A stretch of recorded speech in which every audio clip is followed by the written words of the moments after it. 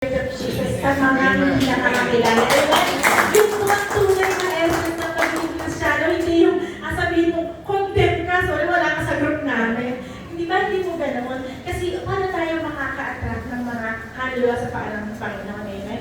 So, ang tanong po natin, how do we conduct ourselves in such a manner na we represent the Master? That we represent Jesus Christ? Have you ever thought about it? Na kapag po ba nakikita tayo ng ibang tao, si Lord po ba ang naalala nila sa atin?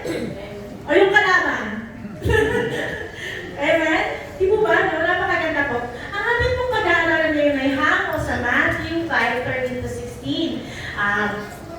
Basahin po natin, ano? You are the salt of the earth. But if the salt loses its flavor, how shall it be seasoned? It is then good for nothing but to be thrown out and trampled underfoot by men. You are the light of the world. A city is set on a hill cannot be hidden, nor do they light a lampstand, put it under a basket, but on a lampstand, and it gives light to all who are in the house. Let your light shine before men so that they may see your good works and glorify your Father in heaven. Sa Tagalog po, kayo ang asin ng sangkatauhan. Ngunit kung ang asin ay mawawalan na ng alat, paano pa ito mapapaalat muli? Hindi ba wala na itong kabuluhan kung di itapon at tapakan ng mga tao? Kayo ang ilaw ng sanlibutan. Ang isang lungsod na nakatayo sa ibabaw ng burol ay hindi maitatago. Walang taong nagsisindi ng ilaw at pagkatapos ay inilalagay iyon sa ilalim ng banga. Sa halip, inilalagay iyon sa talagang patungan upang matanglawan ang lahat ng nasa bahay. Amen? Tayo po ay pansamantalangin mo po. Father God, we thank you, Lord God, sa inyong salita. Panginoon, ay pinagkaloob niyo po sa amin ngayong umaga. Father, we ask your Holy Spirit to minister upon us, O God. Sa bawat isang anak mo na nandito, Lord, we speak, Lord God, the ministering power of the Holy Spirit, O God, with open eyes, open ears, open hearts, and open minds, Lord God, and open spirit, we receive your word, Panginoon, Lord. It is only by your anointing and your power, Lord God, na mauunawaan namin at maisasabuhay ito, Lord. And that's why, Lord, we invite you right now in our hearts, in our lives. Panginoon, ikaw ang manahan, Lord God. At naman po ang ginagawa ng kalaban right now, we rebuke and we break in Jesus' mighty name. Hallelujah. Salamat po sa iyong salita, salamat po sa iyong banal na Espiritu, at salamat po sa iyong mga anak. Sa pangalan ni Jesus, ang lahat ay magsabi na, Amen! Isang lakas ang lakawal sa Panginoon. Hallelujah. Ang po, bakit po nang ating pag-uusapan ay sa Tagalog. Confident sila sa Tagalog ng salt and light. Isa tayo sa market. So, ibig sabihin tayong mga anak niya ay asinan. Tayo ay asinan ilaw na. One time, tayo ay asinan ilaw. Tayo ay asinan ilaw. Tayo ay asinan ilaw. Alam niyo po, ang asin po, this is a highly valued commodity ng panahon ni Jesus. Ang mahal po nito. In fact, ang sweldo po ng mga Roman soldiers noon ay asin. So kapag marami kang asin, ikaw ay mayaman. So, pag inuwi mo sa asawa mo yung asin dati, mahal na mahal ka. Pag inuwi mo sa asawa mo yung asin, ihagis pabalik sa'yo yan. Asin, ano gagawin ko dito? Amen? So, kapag ngayon, dati ang yaman, no? Kapag ngayon ang ulam mo, asin, naggutom na. Malasa naman, di ba? So, dati po ang asin, nabibili lang, nakukuha yun sa Dead Sea, sa panahon ng Panginoong Jesus. Ngayon sa ating mga tindahan, meron na po yan, ano? So, noong panahon na sinasabi ito ng Panginoon, super important po ito. Hindi po yung asin-asinan lang, nilagay mo kasi pampalasa. Malalim po ang ibig sabihin ng Panginoon sa asin. So, kung sobrang importante ng asin, bakit mo ginamit na kahirapan yung bulatin ng bata ka sa asin? Naalala mo? Na lahat na tayo, no? Tuwa tayo na yung bulatin kung ikot-ikot kasi hirap na hirap siya sa asin. Yung hindi tumatawa, siguro hindi nila na-experience. Pagbalik nyo, hanap kayo ng bulatin. Ganyan lang kasi, malalaman nyo kung ba yung sinasabi namin ngayon? Alam niyo po, di ba, ituro na po ni Brother Rene, ang pinakamababang point ng mundo ay ang Dead Sea. Dead Sea. Ano po? So, ang Dead Sea rin po ang pinakamaalat. May kilala ka bang maalat rin? Sabi ko na eh, naamoy ko rin eh. Biro lang sa'yo ha? Mahal na mahal mo sa'yo. I'm so proud of you. So, ang saltiest po at lowest body of water eh nasa gitna ng Jordan at ng Israel. Kaya po ang mga tao dyan ay lumulutang. Without effort, tumambog ka lang, lumulutang kahit hindi ka malulunod. Ganun po siya. So, ang lahat po ng ang Jordan River po, nagbibigay ng tubig sa kanya, pero wala po siyang dinadaluyan. So, ibig sabihin, endpoint na, kasi pinakamababa eh. Kung saan mapupunta ang pinakamababa, wala na, doon na lang. Pero, paano na babawasan ang tubig niya? Through evaporation. O, pag-akit ng tubig. So, ganun po. So, ganun kaganda ang sinasabi ng Panginoon sa asin. Ano po? Ang sabi po ng Panginoon, Mark 16, verses 15 to 16, He said to them, "Go into all the world and preach the gospel," or the good news to all creation. "Whoever believes and is baptized will be saved, but whoever does not believe will be condemned." Hallelujah.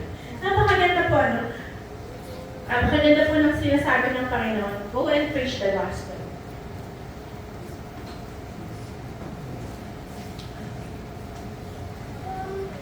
Sino na po ba dito yung nakapag-share na ng good news? Sino po dito yung taas ng kamay yung nakapag-share na ng magandang balita ng Panginoon? Sige po, taas ng kamay. Very good, praise God. Kung nahiya po kayo, sige na, nag-share naman kayo once in your life, di ba? Nahiya ka pa. Bro, kilala mo ba si Lord?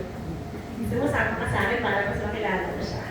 Alam mo po, yung mga Kristiyano po ay tinatawag na tayo. Tayo ay mga gusto kalimutan na. Tayo ay mga ilaw ay ilaw. Pag tinanong ko, tayo ay mga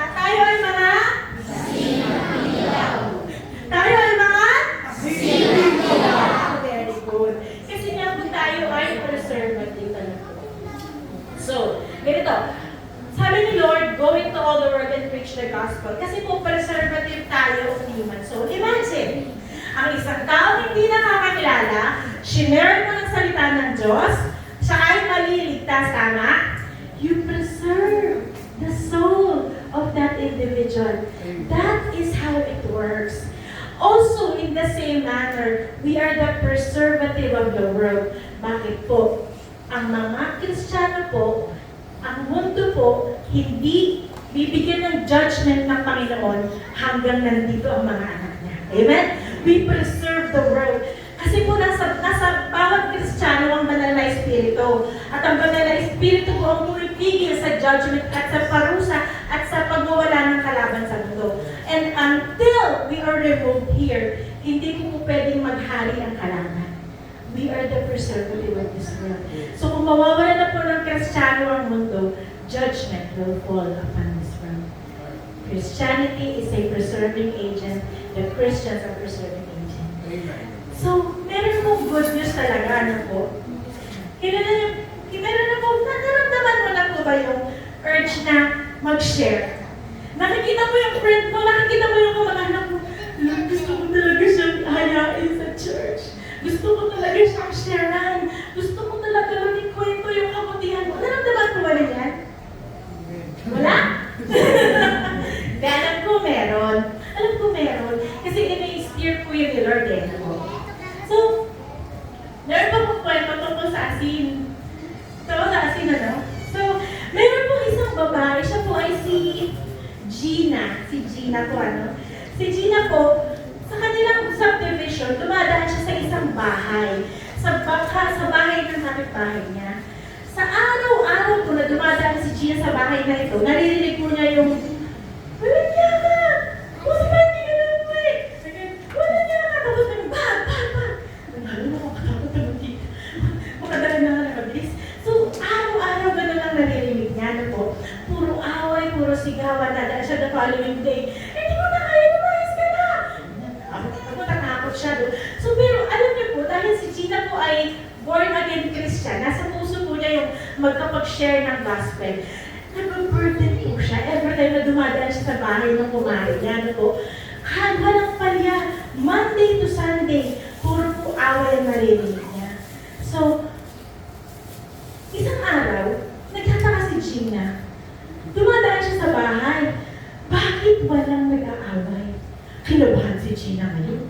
Sabi niya, ano kayang problema? Hala, nahuli yata ako sa pag-i-evangelist, parang wala na yata si Mare. So, pagpunta niya po ng bahay, no, ng bahay na yan, so sabi, ang ginawa po niya, nilakasan niya yung loob niya, Lord, this is it. I will share the gospel and I will share the good news of salvation. Kung ano man ang meron sa Lord. So, kumatok siya, no,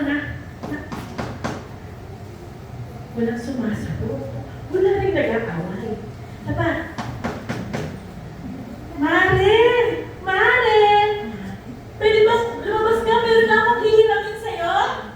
Walang sumasagot. So, nag-decide na si Gina pumasok sa loob. Nawagan niya ang pinto. Wala lang disiplina. Pagkita na, Mare! Uwag! Sabi niya. Bakit? Nakita niya yung kumarin niya.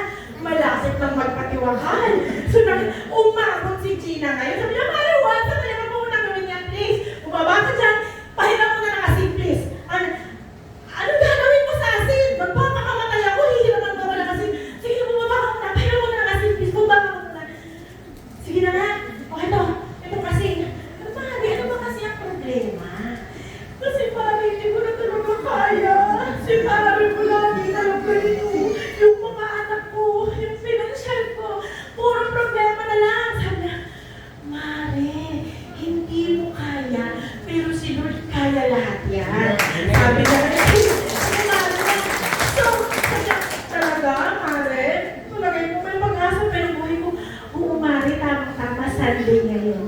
Sama ka sa Bride of Christ. Sama ka sa Bride of Christ. Sige ha, tingnan natin ha. Sabi mo yan ha.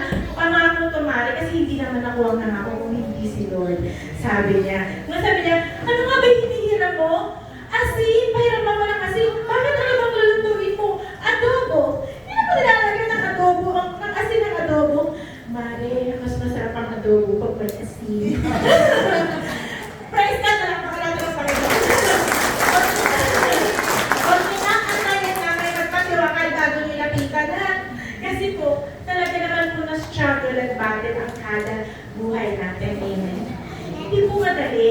Hindi madali kahit nga po tayo. But the difference is, we have Christ to hold on to. Ang mga hindi po nakakakilala, ang alam po nilang puntahan, inom, party, friend, so yun po hindi lang nila alam na si Christ po talaga yung pagkakaiba. Amen? Amen. So, Mare, may good news. Amen. Dumating yata si Mare ngayon. Amen.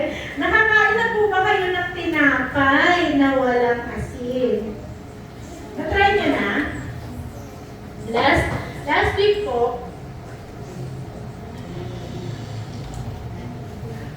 kumain kami dun sa may 33. Order po kami ng pesto, pasta po siya, yung parang may green na mga sauce po. No? Alam niyo po, wala talaga siyang lasa. Talaga po wala siyang asin. So, kumuha po siguro, ang style ng chef is, ikaw na lang maglagay para according to your liking. O ano man ang gusto mo, medyo maalat o hindi, baka ganun. Pero hindi ko po sure, pero matabang talaga. So, nung nilagyan namin ng asin, ay, ang sarap. Ang laki ng in-improve ng pesto. So, ganun po talaga ka-powerful. Ang asin, it enhances the flavor. It enhances our lives. Sabi po in Colossians 4:5-6, maging matalino kayo sa pakikitungo sa mga hindi at samantalahin ninyo ang bawat sikapin ninyong laging kaaya-aya at kapaki-pakinabang inyong pananalita sa kanila at maluto kayong sumagot ng tama sa lahat ng tao. Ngayon po, kung ang mga kahalubilo po natin madalas is of the world, kasi hindi pa po nila natatagpuan at nasusumpungan ng Panginoong That's why the Lord is reminding us, maging matalino tayo. Represent the Lord very well. Kasi kapag hindi natin na-represent ang Panginoon very well, hindi natin kayang dalhin sa paanan ng Panginoon ang bawat kaluluwang nakakasalamuha natin. Amen? Sa kapangyarihan ng banal na Espiritu. Ang sabi po in English po, walk in wisdom towards those who are outside, redeeming the time. Let your speech always be with grace, seasoned with salt. Meron po kasing salita na kapag sinabi mo, pangit. Pero kapag may asin, maganda. Kunwari, ano naman galing, umuwi ka na naman, kung talaga wala kang kwentang tao. Di ba, ang sakit? Pero, saan ka galing? Nagtrabaho ka ba? Napagod ka ba? Baka gusto mo kumain? Ano bang ginawa mo? Di ba mas maganda kasi hindi magagalit yung sinabihan natin. Seasoned with salt. Sino ba walang asin dyan? Wala? Tayo ay mga? Asin. Tayo ay mga? Asin. May lukas ko na, sino yun? Ayun. Alam niyo ba, ang asin din po ay kasi wala pong refrigerator sa kanila nung panahon na yun eh. Walang refrigerator, syempre nung panahon nila, di ba? Ang pag-preserve po ng meat para hindi magulong ay sa pamamagitan ng asin. So, ganun po siya ka-importante talaga sa panahon ng Panginoon. Itong asin po na ito, narinig niyo na po ba yung sugat na nilalagay ng asin? Ganun po sila dati. Kasi po, ang asin po ay panggamot din, panglinis ng sugat. In fact po, yung mga pinapanganak, inaano po nila ng asin, kinukuskus nila kasi para tanggalin yung maputi dun sa wala. Ang sakit siguro na buti hindi na ganun ginawa kay Mek-Mek. Hindi na nilagyan ng asin. Mek, okay ka naman dyan. Siguraduhin yung momentum natin kung yung hammer natin yung hammer to the world. Amen. So mga kabilaan po, sabi ko, huwag mong ipagyabang ang inyong nalalaman. Igalang mo at sundin si Yahweh at lumayo sa kasamaan. Sa gayon, ikaw ay lalakas at magiging matatag. Mawawalang pighati at gagaling ang inyong sugat. Mga kapatid, wala pong sugat na kinikilala ang Panginoon dahil lahat po ng sugat kaya niyang pagaling. Kung gaano man po kasakit o kasama po, kalalim o malupit para sa atin yan, the Lord can restore, the Lord can heal, and the Lord can renew. Amen? Napakabuti po ng Panginoon. Sa salita ng Diyos, masakit. Madalas po masakit, di ba yung salita ng Diyos? Kasi, aran, ang sakit naman nun. Pero totoo. Pero kung tayo tatanggapin natin, magpapatuloy tayo, mababago tayo, gagaling tayo. Ang lahat ng mga dala-dala natin, lahat po dito kasi may sakit eh. Ako din po may sakit po ako na hindi pa ngayon gumagaling. Kaya po nagpapatuloy ako sa Panginoon. Ito po yung mga ugali na ayaw ko na talaga sana, pero hindi ko nga matalikod-talikuran dahil ako'y nasa flesh pa. So lahat tayo po yan. Kaya po magpatuloy tayo sa Panginoon because there is no limit to what God can do in our lives. Amen? Ano pa po isang magandang trabaho ang asin? Asin attracts water. Naku, tingnan mo natin ito Science class. Okay? So, ito po mga blue na particles nito, asin po yan. Ito po, tinatawag ko dito osmosis. Ito po yung parang harang na nakakadaan naman po ang mga chemicals dyan. So, ang asin po, ganito po ang magiging gagawa niya. Kapag nilagay mo po siya, diba, naglagay ka ng asin, ito, mas marami yung asin dito. Maya-maya balikan mo yung tubig sa mas maraming asin, mas mataas na. Oh! Asin attracts water. Yan nga po yung nangyayari sa mga high blood kapag kumain ng maalat, tataas ang BP. Kasi nga, pumasok yung tubig dun sa, sa ugat dahil sa asin. Ganun rin po ang nagagawa niya pananampalataya ng mga Kristiyano. When the people see Christ within us, nahahatak po natin sila, hindi nila namamalaya, nandun po na sila kasama natin. Amen? Because our life, our living testimony of the goodness of the Lord, and our life exudes the presence of the Holy Spirit. Banal na Espiritu lang po talaga yung kailangan natin to be successful in living in our lives. Other than that, talaga pong magpapatempong-tempong tayo. Amen? Ang sabi po in Leviticus chapter 2 verse 13, timplahan niya ng asin ang lahat ng handog na pagkaing butil.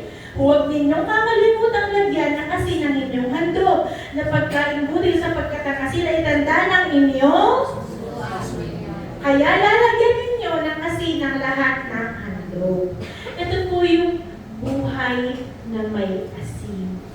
Di po ba ang ating buhay is a living sacrifice?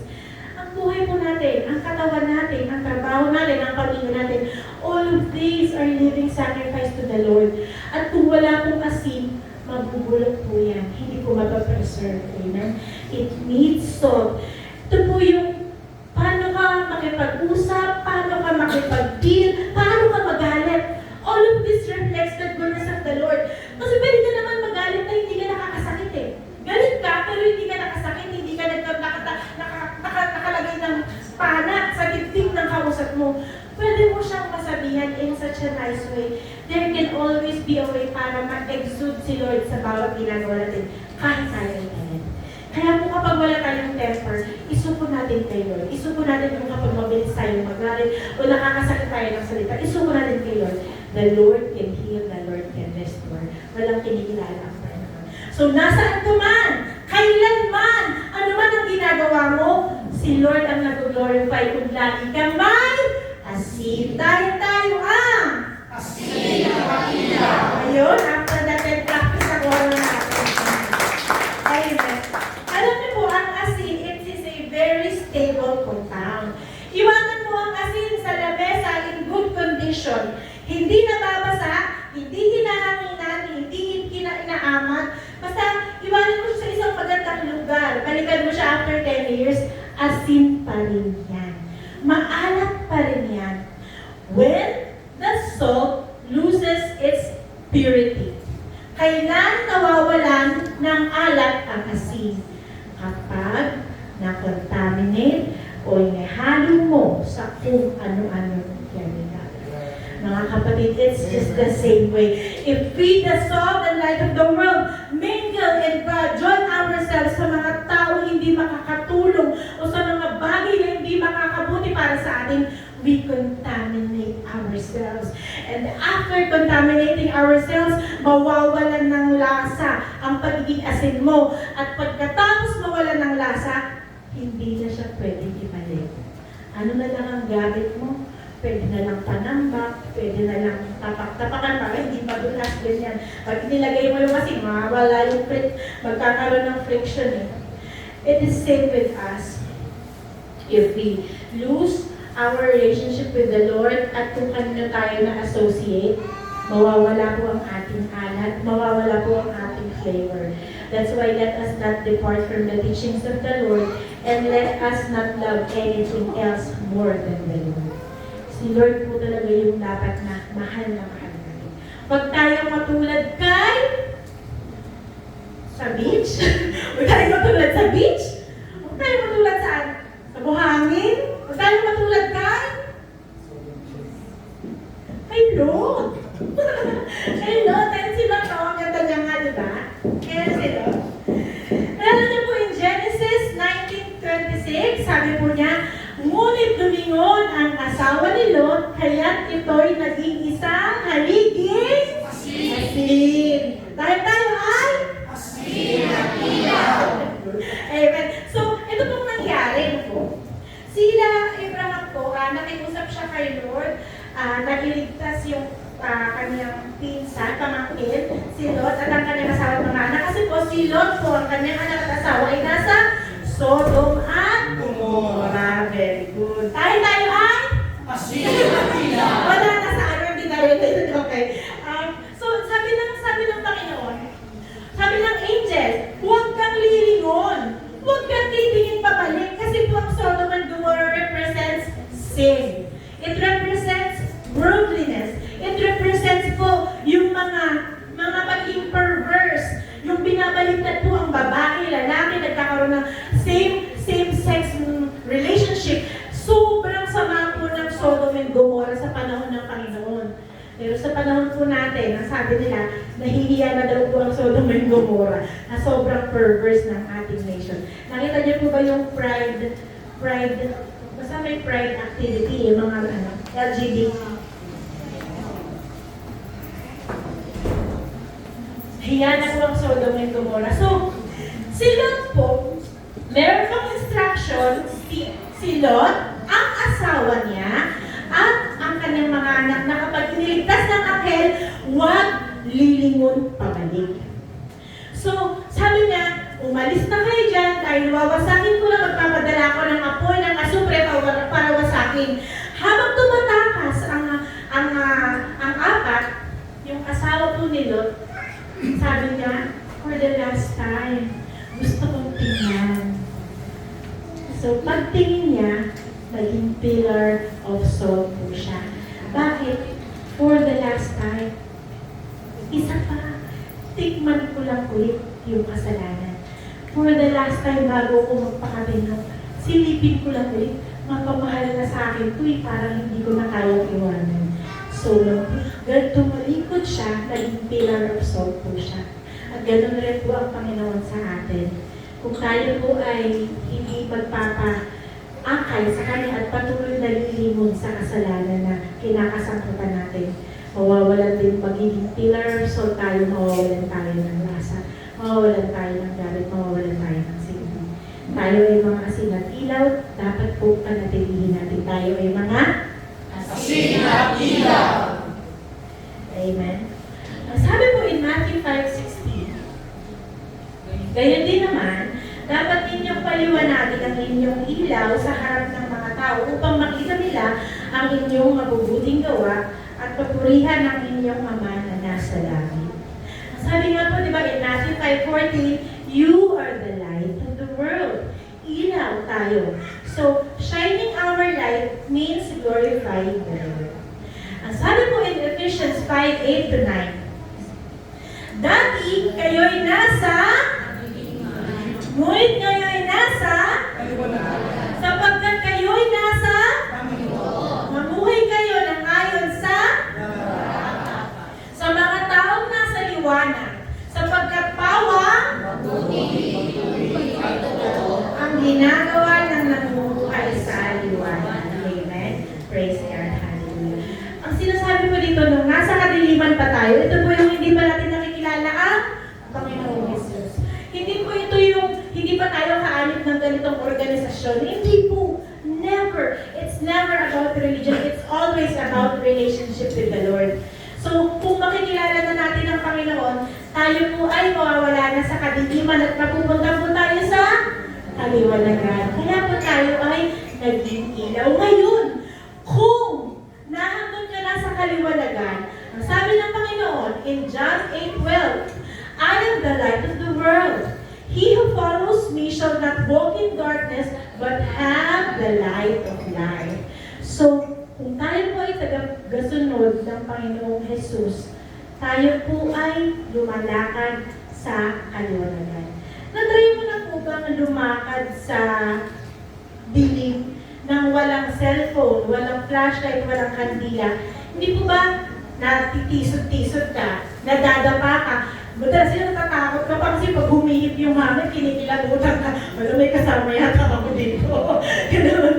Di ba, brother? No? Ay, may ipis yata. May ipis yata. Pero, kapag may ilaw tayo, ang sabi ng Panginoon in Psalm 119:105, your word is a lamp for my feet and a lamp on my path. So, hindi manadapa kahit saan ka pumunta. Basta mayroon tayong dalang ilawan.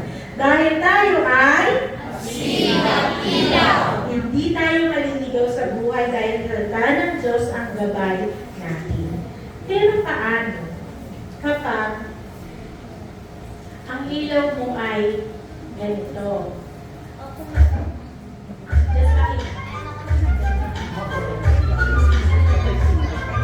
Ganyan, yung Kristiyanong ilaw mo, pero ganun yung, di ba? Naranasan nyo na kung meron ganyan sa bahay. Di mo ba ang sakit sa mata? Ang sakit sa ulo? Ang gusto mo, patayin na lang. Ang dami mo po. Imbis na, di ba, pwede ba naman siguro siyang gamitin habang kumakain ko, nagsusulat. Pero pagkatapos, hilong-hilong ka na pagkatapos nun. Kasi hindi nakakatulong ang ilaw na aandap-andap. Ang ilaw ba natin, madala-dala natin ay aandap-andap. Kasi kung aandap-andap, nasabihin po ng mga evangelist natin, walang kwenta yan. Hindi ako naniniwala dyan. Hindi totoo ang sinasabi niya. Hindi ko naman nakikita sa buhay niya. Paano ako sasama sa church na yan? Mas balik pa ako sa atin. Diba maraming ganun? Diba? So, aandap-andap. Hindi magiging successful ang walk natin kay Lord kung ang lampara natin ay aandap-andap. Patay sindi ang ilaw. Minsan maligamgam, minsan mainit, minsan malamig. Walang fire kay Lord. Pumupunta lang para sa attendance. Hindi naman makikinig. Minsan mag-gadget pa o ang bahay ang isip nasa ano kayang papanoodin kung Korean novela mamaya. Amen. Yun po gano'n na hindi natin na ayun. Sorry pa, ano lang ko, hindi ko yun, hindi ko alam yun. So, wala tayong magiging gamit. Wala tayong magiging gamit, amen. Aandap-andap. Kasi ang kailangan ko na ilaw ng Panginoon, yung nagbibigay ng liwanag sa kadiliman. Amen? Yung nagbibigay ng direksyon. Yung sinasabi kung saan ang direksyon. Napag-usapan namin kagabi na nakakatakot kung mapunta sa dagat na wala man lang ilaw. Amen? Naranasan niyo na po yan? Yun po, walang bundok. Pag umikot ka po 360 degrees, puro tubig lang. Tapos ang lakas pa ng alon, ito ba? Nakakatakot po siya. Ang sabi nga po ng mga magsasaka, ang ginawa ng magsasaka sa dagat. Nung mga isda, sabi nila, pag daw mga madaling araw na, sobrang dilim, wala ka makita, wala ka marinig. Iiyak ka na lang daw sa takot kasi baka may biglang lalaman sa iyo, hindi mo alam kung ano. But, the light of Christians, dahil tayo ay kapag pumasok tayo, ang kadiliman ay nagliliwanag. Ang kadiliman ay tumatakbo. Dahil ang takot sa kalakot sa liwanag ang kadiliman. Masama kapag pumasok ka, lalong dumilim, no? Pumasok si ganito, huwag ka lalong dumilim. Huwag tayong gano'n, ha? Kailangan po, yan po ay beacon kasi yan eh, beacon. Yan po yung nagbibigay ng direksyon sa mga barko, sa mga magdaragat, para alam nila, yung location nila. Kapag po nagdilim na ang mundo, kapag po wala na po talaga pag-asa, kapag po napatabi ka sa isang tunay na beacon, sa isang tunay na Kristiyano, hindi po ba nagkakaroon ka ng pag-asa? Hindi mo ba nagkakaroon ka ng hope? Hindi mo parang gumaganda yung pakiramdam mo, parang gumagaan. At parang nalalaman mo kung anong dapat mong gawin sa problema mo. Amen? Ganun po ang effect ng mga tunay na Kristiyano sa mga nasa paligid natin. And these lights are meant to be displayed. Kagaya po ng sinabi natin, hindi po siya itinatago. Amen? Ngayon, kung aandap-andap tayo, ibig sabihin, meron tayong ginagawang problema. Meron dinidilo si Lord sa buhay natin, meron tayong hindi pa naiayos sa buhay natin. Sabi po in Hebrews chapter 10, verse 26, matapos nating malaman at tanggapin ang katotohanan, at sadyain pa rin natin magkasama. Wala nang handog na may aalay pa sa ipagkakapagpatawad ng ating mga kasalanan. Mga kapatid, meron pong kaakibat na obligasyon ng pagiging Kristiyano. Hindi po uubrang nananatili tayo sa kasalanan intentionally o pinipili natin po yung kasalanang pamumuhay sa kabila ng nalalaman na po natin. Dahil ang sabi po ng Panginoon, wala nang maihahandog na alay. Pinili mo na yan, anak. Nasa sa iyo na yan. Hindi ako nagkulang sa iyo, ikaw na ang bahala sa buhay mo because it's your choice, it's your decision. Dahil, kung iniibig ninyo ako, tutuparin ninyo ang aking mga utos. Amen? Palakpakan po natin. Loving the Lord means obeying His commandments. Hindi mo lang siya mahal. Mahal mo siya kasi, sinusunod mo siya kasi mahal mo siya.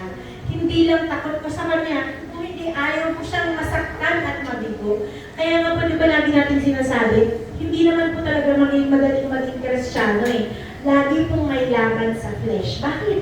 Laging nandyan ang kaibigan mo, laging nandyan yung mga influence, nandyan ang cellphone, nandyan ang TV, nandyan ang mga inumin, nandyan ang mga pornographic materials, nandyan lahat ng mga video games, lahat ng nilagay ng kalaban para tayo ay hadlangan sa ating lakad sa Panginoon. Totoo, it is not an easy task, but through the power of the Holy Spirit, kayang-kaya natin pagtagumpayan. Amen? Matuto lang po tayong isuko because it is always about the battle of the flesh and the spirit. Amen. Ang tanong natin ngayong umaga, mukha ba tayong ilaw sa mga nakakasalamuhan natin? Lasang asin ba tayo sa mga nakapaligid sa atin? Amen. Ang sabi po in Mark chapter 9, verses 49 to 50, sapagkat ang bawat isa'y dadalisayin sa apoy, at ang bawat handog sa Diyos ay lalagyan ng asin. Mabuti ang asin, ngunit kung ang asin ay mawawalan na ng alat, paano pa ito mapapaalat muli? Paglainin niyo ang katangian ng asin at mamuhay kayong may kapayapaan sa isa't isa. Hindi natin pwedeng i-profess sa family natin na born again Christian tayo and yet dinidisrespect natin ang nanay at tatay natin. Hindi natin pwedeng i-profess na born again Christian tayo and yet we do not submit to our husbands. Hindi natin pwedeng i-declare na born again Christian ka and yet wala kang respeto sa nakakaganda. Hindi natin pwedeng i-declare na tagasunod tayo ng Panginoon and yet kabaligtaran yung ginagawa natin sa kautusan ng Panginoon. Hindi ko po ito sinasabi because I am perfect, because just like you, ang dami ko po kailangan baguhin. This is the word of the Lord. At lahat po ng ito ay kailangan nating pag-isipan. Are we at peace with each other? Asawa, nanay, tatay, kapatid, kamag-anak, anak, katrabaho, eskwela. Sa lahat po nakakasalamuha. Are we really at peace?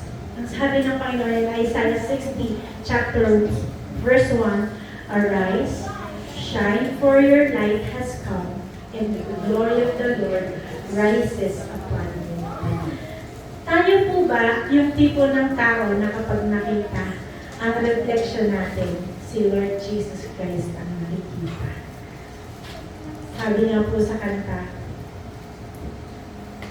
let your face shine upon me, so the world will know that you. Let your face shine on me, and the world will know you live. Hallelujah. Tayo pong lahat ay tumayo. Hallelujah. Hallelujah. Hindi po tayo lahat perfecto. Lahat po tayo ay may pagkukulang. Ang ilaw po natin ay nagkumaandap-andap. Ang ating pong lasa ay minsan po nanganganib mawala. Hindi po yan kanila. Pero sa umaga na ito, hingin natin sa Panginoon na tayo ay patuloy na maging